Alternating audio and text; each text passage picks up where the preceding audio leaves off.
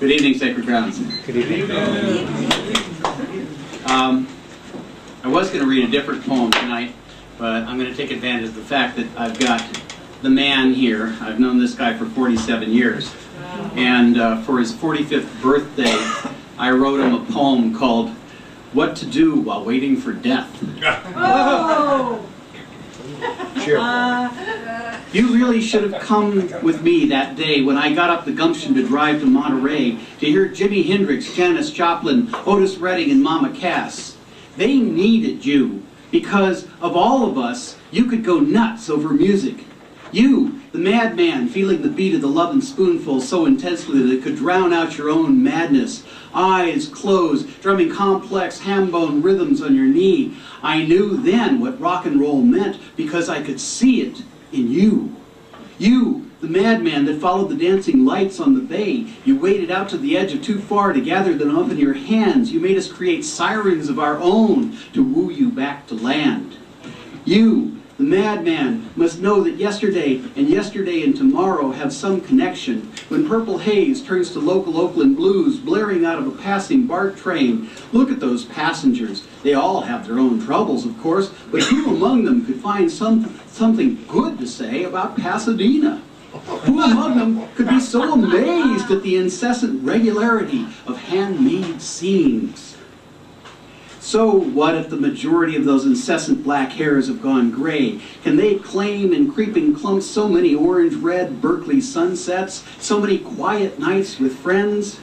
Janice, Queen of the Blues, wherever you are, I call upon you to wail for my friend Alan.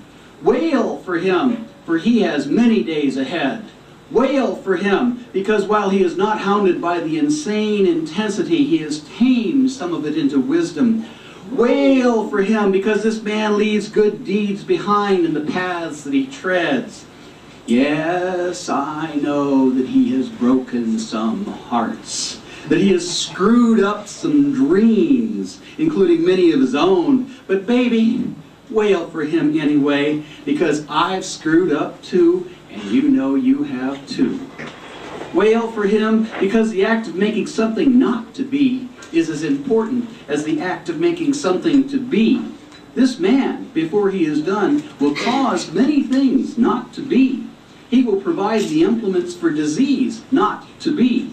He will provide the means for accidents of birth not to be. He will, because he cares so much, cause many people's future pain not to be.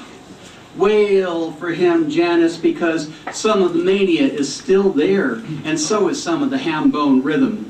45 is not so damned old, my man. There is still time to thwart the Secret Service and pop off Nixon before he dies of natural causes. There is still time to find some way to share time with those who love you and with those you love. Those lights are still dancing out there, my man.